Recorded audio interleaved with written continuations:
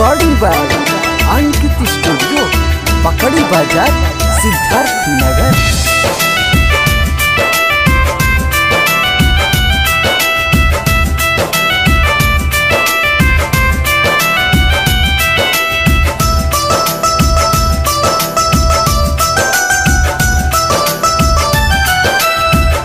Honda वाली गोंडा जाली नाला जाली, हुंडा वाली गोंडा जाली नाला जाली, हमसे अख मारेली वो फैशन झारेली, हमसे अख मारेली वो फैशन झारेली।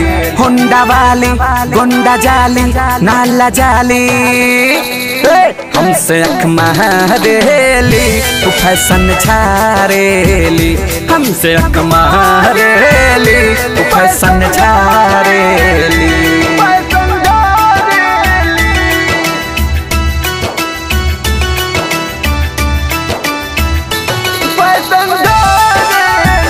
हमसे अख मारेली वो फैशन झारेली।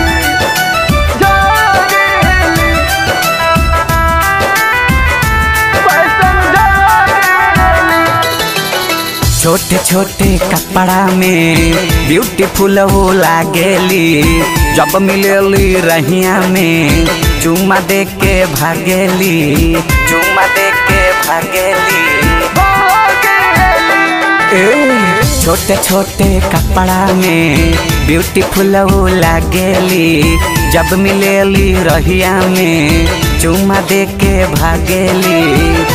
ओढ़नी वाली बढ़नी जाली नाला जाली, हमसे अख मारेली वो ब्यूटी झारेली, हमसे अख मारेली वो फैशन झारेली।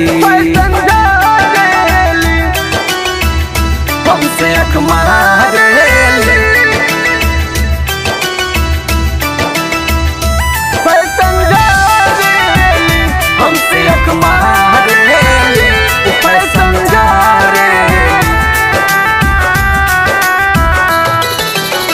लव के मैसेज फेसबुक पे हमरा के वो भेजले बा, जब से मैसेंजर में वो हमारा फोटो देखले बा, हमारा फोटो देखले बा।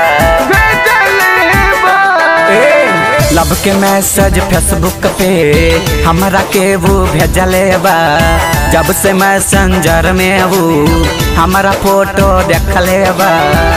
हाली हाली चाट खाली नाला जाली, हमसे अख मारेली वो फैशन झारेली, हमसे अख मारेली